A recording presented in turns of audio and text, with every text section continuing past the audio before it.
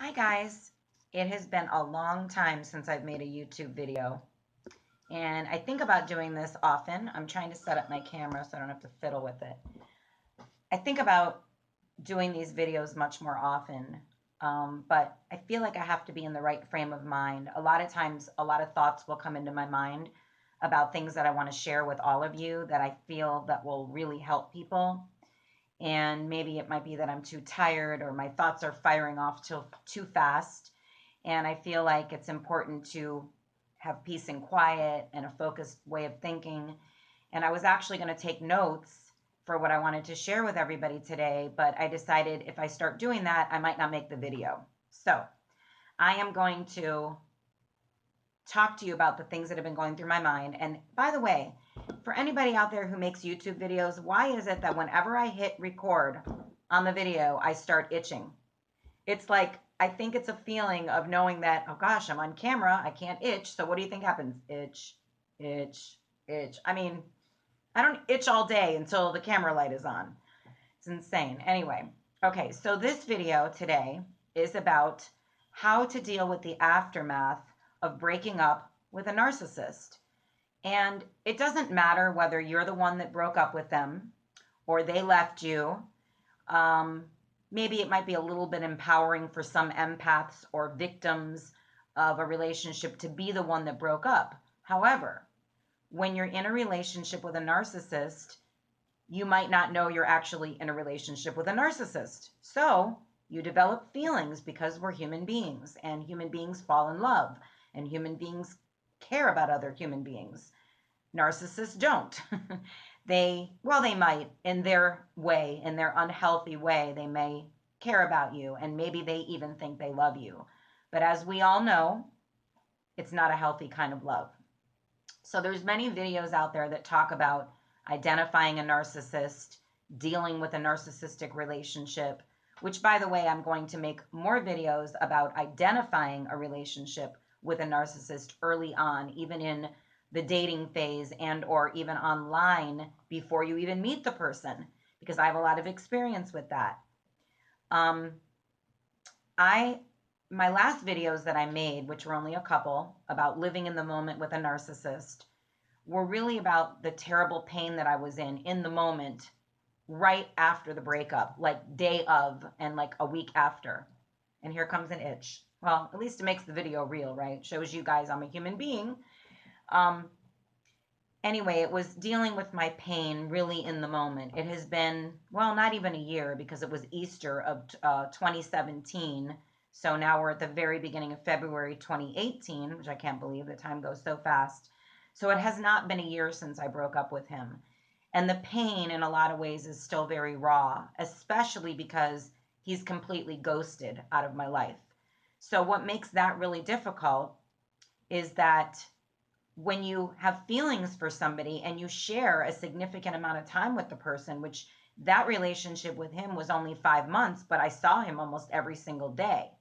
And he was actually staying with me in my home, which I normally wouldn't have done with any guy that I would have met. However, my father had been hospitalized and thank God he recovered somewhat, but we really thought we were going to lose him. And I was going through a huge grief period, which by the way, for some people can really cloud your thinking and make you feel needy and make you feel like, oh gosh, you really need somebody there. Maybe it was part of it, but I got to be honest with you. I was in a pretty good frame of mind the day that I met him, and did not feel needy. I actually was the one that gave him my phone number and said, feel free to call me if you want to. It was a very random meeting. We actually met at the grocery store. However, he said that he had known me from 20 years ago, which is possible because we used to go to the same gym. And he said, there we go. I don't know. You guys, just every time you see a video with me, just understand that within about a minute of me hitting record, you're going to see me itching. The nose, the forehead, the cheeks, whatever. This doesn't even happen in my regular life. I don't know. It must be psychological.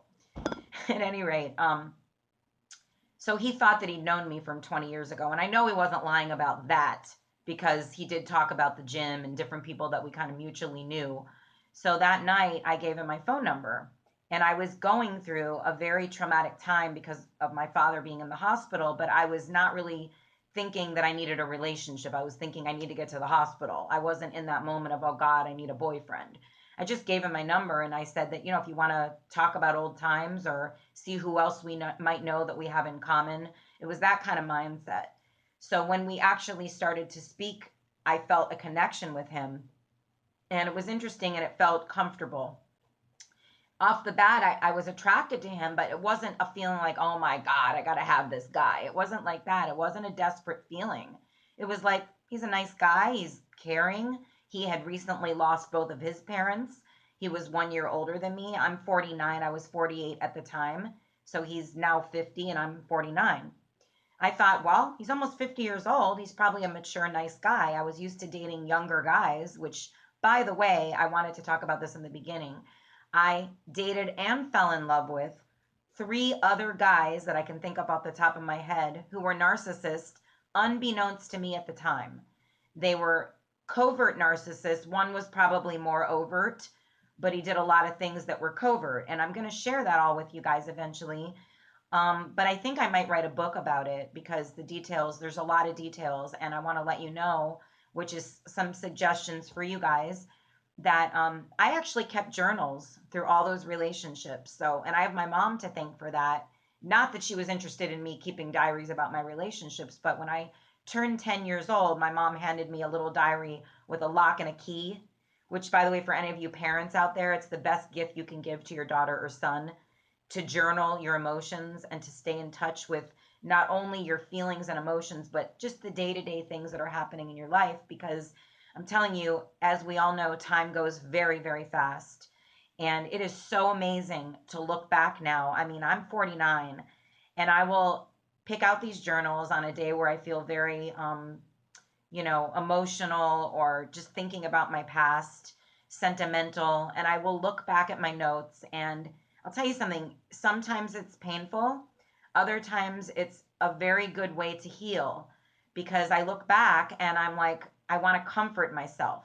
I want to tell the younger girl that everything's going to be okay, or that, sorry you had to learn these lessons such a hard way, you know.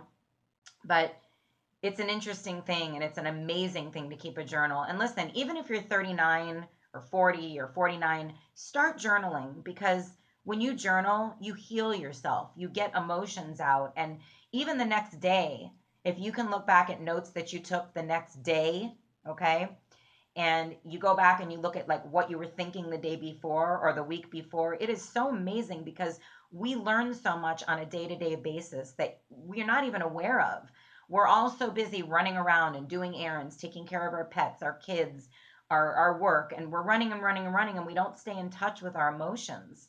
And if you can stay in touch with your emotions and write them down, it only takes a few minutes, and obviously you don't even need to use a pen anymore. You can type it out. There's a wonderful website you can use called livejournal.com, where you can start there.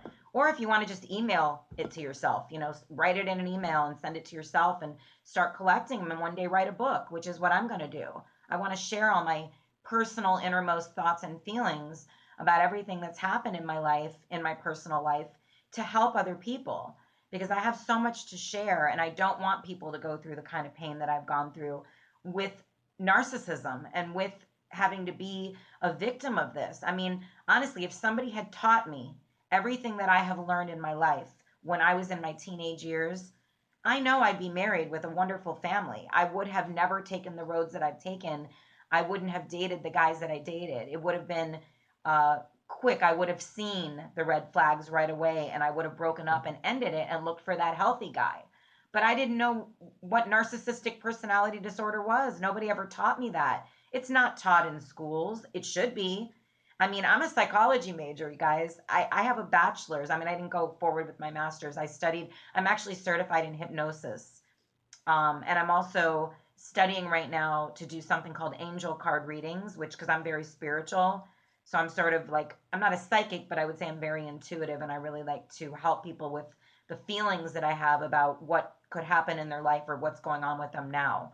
So I may make a YouTube video about that, about wanting to help people with the card readings, which are very emotional and very intuitive. So it's not about, magic or God or any of this stuff. It's just a universal energy thing, which I'll explain another time.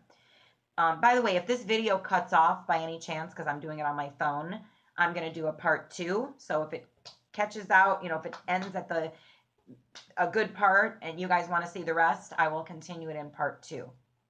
So I just want to say that if I had known all these things that I know now, that I learned so late in my life, that probably I didn't learn what narcissistic personality was until I was about 47. That's when I heard the term. One of my older friends, who's like close to 60, said some kind of sarcastic comment to me. Maybe she's a narcissist, who knows? But she said to me, I have never heard that term. You and another friend of mine are the only people that keep using this term narcissism. And I said, well, guess why? The term was never used until recently. I mean, maybe psychologists knew about it. I certainly didn't, and I went to school for it. I just knew that I was with some guys that were selfish at times, who were abusive at times, unkind at times, acted like victims themselves at times. And guess what? In between all those times, they were loving, they were romantic, they were sexual, they were wonderful. They treated me like a queen. I mean, how could you give that up, right?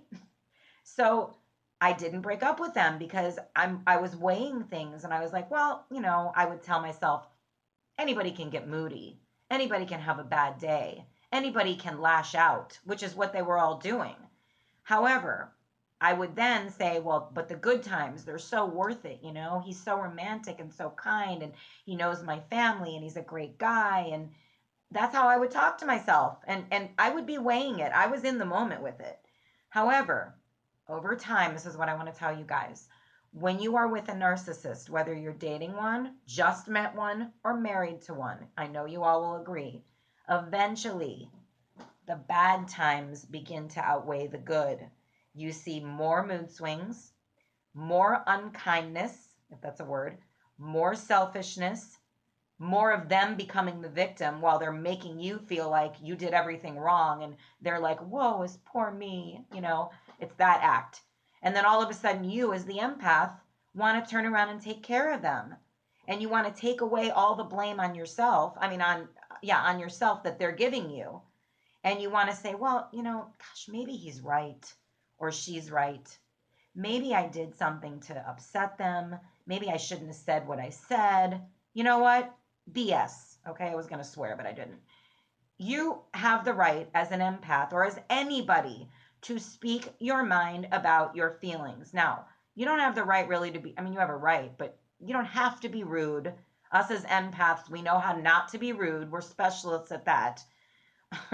We know how to make sure that everybody's okay and take care of everybody, but we're not so great at taking care of ourselves, okay? So what you have to remember is that the most important thing is learning how to love yourself, which, by the way, I am going to start videos on that, on a program that I'm creating about how to love yourself. Because I'm going to tell you right now, if you loved yourself from the get-go, if our parents and our caretakers taught us from the time we were very young children how to love yourself. I'm not talking about feeding an ego or being egotistical or thinking you're better than everybody. No, I'm talking about genuinely valuing yourself, loving yourself for the soul that you are. Are you a loving person? Are you a caring person? Do you care about animals, which, by the way, are the most genuine of spirits? Do you care about homeless people? Do you care about any people? Do you go out of your way to help someone when nobody asked you to? Are you a kind, caring, loving person? Do you turn on the news and see a sad story and feel something? That means you're a good human. Some people go over the top and get very depressed or anxious from seeing sad stories or seeing someone homeless or someone ill. We have a chance we can learn how to, here comes an itch again, sorry. We can learn how to monitor our feelings and balance our feelings. We don't have to go all out and become so overly emotional that we get sick, which, by the way, a lot of empaths do. I happen to have a chronic pain disorder, which I've made other videos about, and I'm going to create more on. That may be part of being an empath. It might just be my physiology. I've been dealing with it all my life. I have a sleep and pain disorder. I have non-24, which I made one video on. And I believe I have a connective tissue disorder called Ehlers-Danlos syndrome, which a lot of times looks like fibromyalgia, very similar symptoms of that. And I'm going to be creating a video on that. But the only reason I'm bringing up the pain disorder is because empaths in general feel pain way more than the average person. Physically and emotionally, they feel it. So we as empaths, or as people that have been victims of narcissists, because it's usually the empaths, have to learn not only how to feel loving of oneself, of each other, of ourselves, loving of who we are as a human being, honoring and respecting of ourselves, so that we are bulletproof to somebody who's a narcissist. And you will see as time goes on, if you can learn self-love, if you can learn how to genuinely value yourself as a human being, what winds up happening is you become bulletproof. You create a protective film against people that are narcissists. So what will happen is that if you're bulletproof to a narcissist, you might meet one, and guess what? They can't get in there. They can try all their games and nothing's going to work. You might get affected, of course, because you're a human being and you're an empath and you feel things. They may spark something in you. It may cause resentment or anger or sadness or fear, but you will always remember that you are bulletproof. So it's sort of like a bullet coming at you, and you see it and you're fearful and you're feeling the pain of it coming at you, but bam, you've got that wall up to protect you, and you can't, and the bullet won't get inside of you. So it comes from first learning self-love. And I am telling you, everybody, if they taught this to us when we were young children, how to genuinely value ourselves, who we are as human beings, as souls, okay? And value even the way that we look, no matter what skin color, no matter what age or what weight or what ethnicity or what race or religion. If we learn to value ourselves, we would not be victims to people that are narcissists or other people who try to take advantage of us. It really does start with self-love. But right now, what I want to share with you guys at the end is that when I think about my narcissist, I hate to say my narcissist, let's let that go. When I think about the narcissist, the last one who hurt me, many times I have a lot of feelings inside of me, like I miss him. I miss him, and I miss the side of him. This is what I'm missing, guys, though. It's not him. I'm missing the loving side of him that treated me kindly. The person that I met in the beginning, the person who wasn't selfish, the person who was caring, who met my parents, who liked my dogs, who sat with me and cried with me, watched a TV show with me and genuinely cried. Because I don't think all narcissists are sociopaths. I think there's levels, and I think some of them could be completely putting on an act the whole time. Maybe they don't feel anything, because sociopaths really don't feel much. But I believe that all of the people that are narcissists had something in their background that created them into being a narcissist, and they got hurt somewhere along the line. So something I want to share with you is that when you miss your narcissist, okay, or I should say the narcissist that you ended the relationship with, or the narcissist that left you, if you miss them, remind yourself that what you're missing are those times and those parts of that person who treated you kindly, who was loving and caring and genuine. But then you must remind yourself that that same person is wrapped up in very unhealthy behaviors, and that same person is refusing to acknowledge that they say and do things to hurt you. That same person refuses to acknowledge that they lie. That same person refuses to acknowledge that they have abused you and have disrespected you as a human being, as a woman or as a man, because this does happen to men from women. It happens in gay relationships, straight relationships, any relationships. It doesn't even have to happen in a personal relationship. It can happen in the workplace or in a friendship. I have a female friend that's a narcissist. 20 years in and out of my life. I gave her so many chances, not knowing that this girl was a narcissist. Lo and behold, when I learned about narcissistic personality disorder, bam, everything became clear about why she would disappear and then come back into my life and have all these mood swings. And one last thing I want to say, Many narcissists also have borderline personality disorder. So, with that said, understand narcissists are not stable human beings. They have a lot of problems psychologically. They may have a mental illness. They all, and I'm telling you, I emphasize this, have addictions. Whether the addiction is sex, drugs, or rock and roll. Well, I don't think rock and roll is a bad addiction, but they all have an addiction. The first addiction is needing to control you. They have an addiction because they need their egos fed. If they don't get the egos fed, the narcissism can't continue. They are narcissists. They have to feed on something. That's their first addiction. But many of them also drink. Many of them also do drugs. Many of them gamble. Many of them sleep around. They all have an addiction of some sort because it needs to feed their soul. Their soul is so empty. And the saddest part about narcissists is that they will not seek help, because the core of narcissism means that they don't see that anything is wrong with them.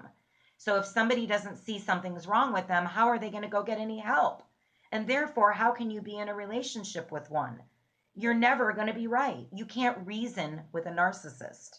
You're always going to be in the wrong. They're always going to think they're right. And there's going to be a constant struggle and battle. And you, as an empath, will be exhausted. So every time you think of your narcissist or the narcissist you broke up with or they broke up with you, think about that, okay? You can say to yourself, I really love this person. This person was so kind to me in the beginning. But that's the key word, in the beginning. In the beginning, you weren't getting the full picture. You were getting a little piece of who they were, and you were getting a really good act. Because that's another thing. Narcissists are excellent at pretending to be someone they're not. Maybe there's a little part of them that doesn't even want to be the mean person they are. Maybe they don't want to hurt people, but something drives them to do it, and it's inner pain. And always remember that all anger starts with pain. Narcissists are angry, resentful people, generally because they were victimized as kids. Generally, they were either spoiled by a parent or caregiver, or they were neglected. So they didn't get a healthy upbringing. That's the problem. So if someone doesn't get a healthy upbringing and then they develop into a narcissist and then they never go get help because they don't think anything's wrong with them, they're never going to have a healthy relationship. So this is the last thing I'm going to tell you guys. If you have broken up with a narcissist or they broke up with you, and you have your brain constantly thinking about, well, why do they want to be with someone else? What if they find someone else? Here's something to take away with you. They are going to find someone else. And guess what? That next someone else is going to be one very unhealthy person. Because the only person that can be attracted to a narcissist is an unhealthy person. Why do you think I ended my relationship with each narcissist? Somewhere down in the core of my soul, I knew something didn't feel right. And I ended all of those relationships. I cut them off. Now, I feel strong enough in the sense that if one of them called me today, I wouldn't let them back in on a romantic basis. I might say hello and not be rude and see how they are and probably find out, did they ever get any counseling? Did they ever actually work on themselves? Which we all know the answer to that is most likely a no. So I could be civil to somebody. Would I let them back into my life as a good friend or a romantic partner? Hell no. And you know why? Because I'm only going to get more of the same, just like you guys. So please remember, if you want to watch this video 1,000 times, remind yourself of what narcissists do and who they are at their core. You cannot have a healthy relationship with one. They are going to meet somebody else. They are going to drag someone else down. And the only way someone will stay with a narcissist is if they themselves are unhealthy. Once they work on themselves and once you work on yourself and once you learn self-love, you are bulletproof to the victimization that narcissists put on you. You won't be a victim of that anymore. Not once you learn self-love. You're going to stand much taller. If you want to visualize yourself looking down at all the narcissists, because that's where you're going to be, up here, while they're down here trying to grab at you and bring you down, they're not going to be able to do that because you're going to be too strong for that. I'm telling you, by the way, I lied. This is my last thing. Today, right before I made this video, I got a text, not just before, yesterday, okay? I wrote him back just to kind of humor him and myself. I don't want this guy in my life. It was somebody I met online about 3-4 months ago. Another narcissist. I detected it right away. Never met him in person. Met him on a dating site. And I detected something else. Not only that he was a narcissist, guys, but that he's most likely in the closet. Most likely gay and not telling me that. And why would a closeted gay man be on a dating site looking for women? That's my next video, but I'm going to tell you this in closing. Narcissists live double lives, many of them do. And they have such low self-esteem, even though they look cocky and they look egotistical, they have very low self-esteem. So what winds up happening is that they try to be someone they're not. It's like they're grasping at straws to try to be someone they're not. They don't really want to be the hateful, resentful, secretive person that they are. It's not a good existence, okay? And there's many of them that are in the closet and they don't want to be gay. And the reason they don't want to be gay is it's harder for them in society to live a gay lifestyle. And they're confused about themselves and they just want to be with a woman because it's normal and it's easier. But what winds up happening, because I was in a long relationship with one of these types of guys. Yes, I'm going to write a video, do a video and my book about that. 7 years in a relationship with someone in the closet who to this day will never admit he's gay. Okay? And I'm not going to get into that right now, but I'm telling you, I've experienced it. And now I can see the signs, and it's not always what you think. I watched other YouTube videos on what people said, how to tell if your boyfriend is gay. And I couldn't believe how off they were. I couldn't believe the stereotypes of what people were telling people to look for.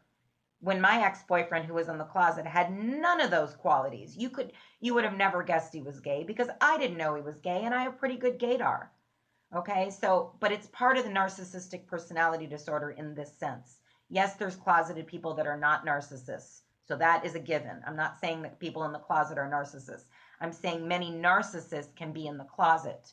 And there's behavior that shows that. So I will share that in another video. So you guys, in closing this, take everything that I said, use it to help yourself. This video was purely to help you guys.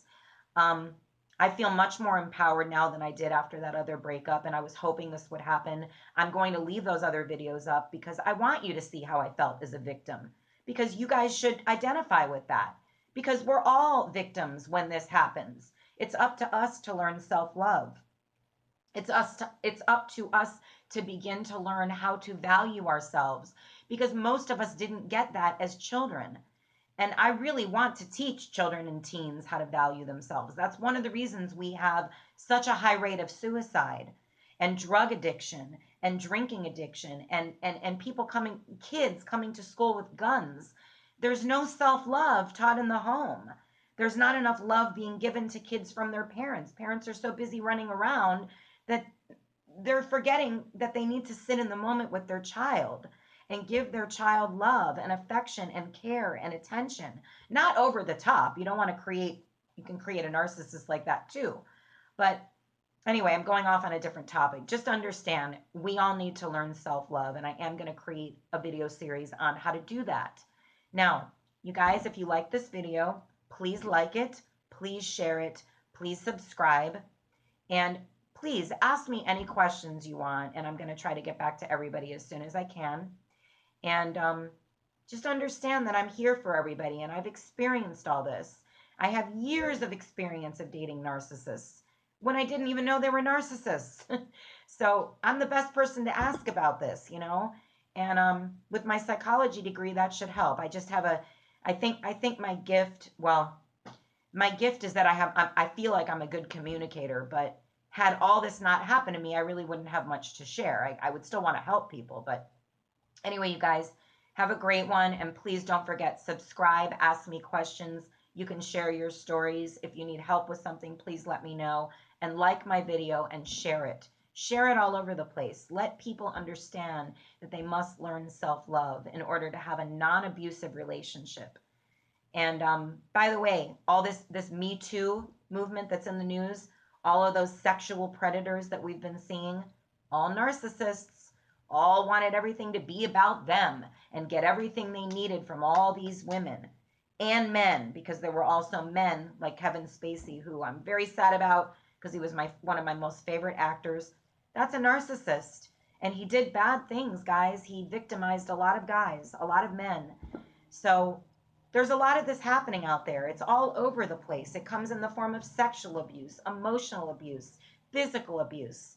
They're narcissists. It all comes back to the same thing, though, learning how to protect yourself because of learning self-love, by learning self-love.